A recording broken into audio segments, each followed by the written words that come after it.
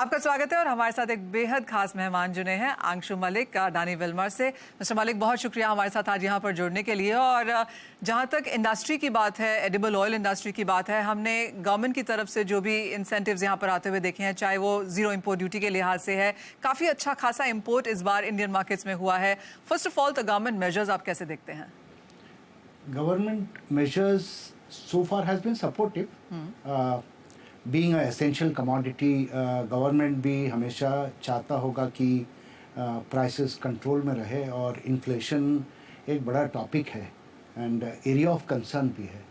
तो स्वाभाविक है कि गवर्नमेंट कोशिश यही करेगा कि प्राइस को एक लेवल में रखे, एंड उसके लिए जो कर सकता है वो कर रहे हैं। And as an industry also, we have been trying to support the government in ensuring better supply chain, availability, visibility of the product. So यही सब है।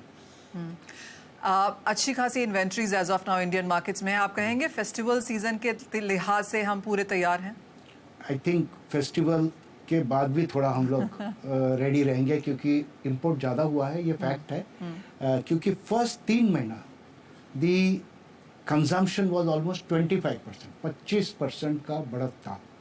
तो सभी को ऐसा लग रहा था कि फेस्टिवल में और ज़्यादा होगा।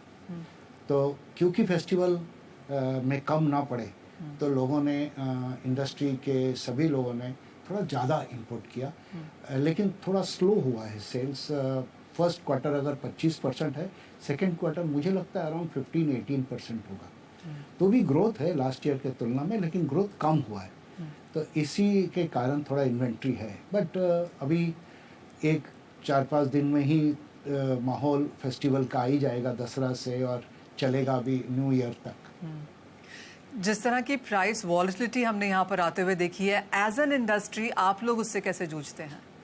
देखिए, इनहेरेंट कैरेक्टर है एडिबल ऑयल का फ्लक्चुएशन इन प्राइस, और इसमें रिस्क मैनेजमेंट सभी कंपनी लोग करते हैं अपने अपने हिसाब से। एंड मुझे लगता है over the years her company एक मैच्योर हो गया है ऑन रिस्क मैनेजमेंट। हमारे जैसे कंपनी भी रिस्क मैनेजमेंट हमारा बड़ा एक डिवीजन है जो कि अलग होता है। ट्रेडर तो ट्रेडिंग करते हैं, लेकिन रिस्क मैनेजमेंट टीम अलग है, तभी आप कंट्रोल कर पाते हैं। तो दूसरे लोग भी ऐसे ही करते हैं। रिस्क मैनेजमेंट आपको करना पड़ेगा, लेकिन 100% क्या आप हमेशा कवर्ड रहते हैं? नहीं, वो हो नहीं सकता है। तो आपको कभी ना कभी आप एक्सपोज होते ही है। हर कंपनी कुछ ना कुछ क्वांटिटी तो एक्सपोज रहता है। एब्सोल्युटली।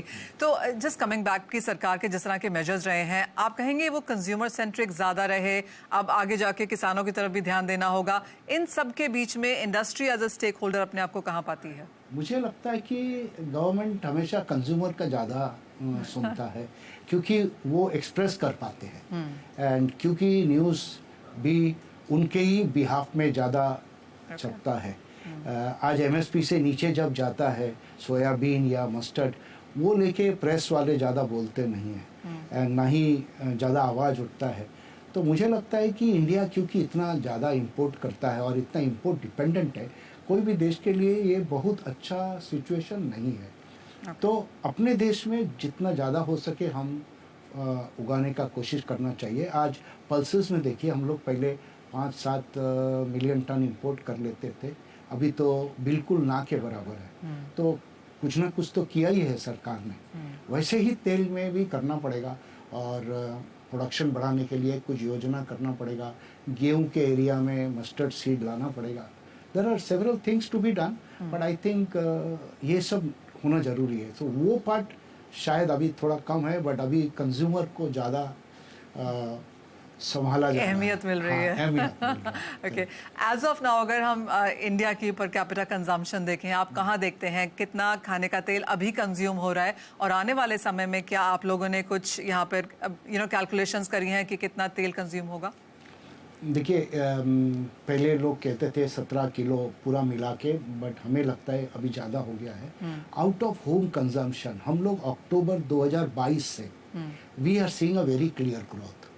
और आप खुद देखेंगे कि हर टूरिस्ट स्पॉट, हर होटल्स, बैंक्वेट, मैरिज हॉल्स, सब ये जगह लाइनें भर- लगी हैं। हाँ, भरा हुआ है। Yeah. 200 का जो लोग है, अभी 1000 लोगों का शादी में बुलाते हैं, तो बड़ा हो गया है। तो आउट ऑफ होम कंजम्पशन बहुत बड़ा है। Yeah. इसके ऊपर ज़्यादा कोई कैलकुलेशन नहीं है, लेकिन मुझे लगता है इंडिया 30% ये सब आउटसाइड द होम कंजम्पशन होता है। दूसरा, हर घर में कुछ ना कुछ स्विगी जोमेटो से आ ही जाता है। तो घर का बाहर का कंजम्पशन बढ़ रहा है, वो एक कंजम्पशन हो रहा है। एंड आने वाले दिनों में ये स्नैक फूड्स, वेफर्स, ये सब के ऊपर जब कंजम्पशन होगा तो जाहिर है तेल का कंजम्पशन बढ़ेगा। आने वाला अब अगला एक साल आप कैसे देखते हैं, क्योंकि फेस्टिवल्स तो अभी हैं ही, फिर आगे जाके इलेक्शंस भी हैं, सो इंडस्ट्री इस टाइम पीरियड में आपका अपने आप को कैसे देखती है? गवर्नमेंट का नज़र रहेगा कि रेट्स एक Stable लेवल रहे। पे स्टेबल रहे, क्योंकि इलेक्शन भी ईयर है और इन्फ्लेशन भी है, तो दोनों को लेते हुए गवर्नमेंट सोच रहे हैं। हमें भी लगता है कि ये रेट्स स्टेबल रहने का ज़्यादा चांसेस है, क्योंकि प्रोडक्शन वर्ल्ड वाइड अच्छा है, कंजम्पशन इंडिया में अच्छा है, लेकिन बाकी देशों में कम है। उस हिसाब से आप समझिए कि we see a very stable business एक साल का। चलिए, वो तो अच्छी बात है। बहुत शुक्रिया मिस्टर मलिक हमारे लिए आज समय निकालने के लिए। Thank you.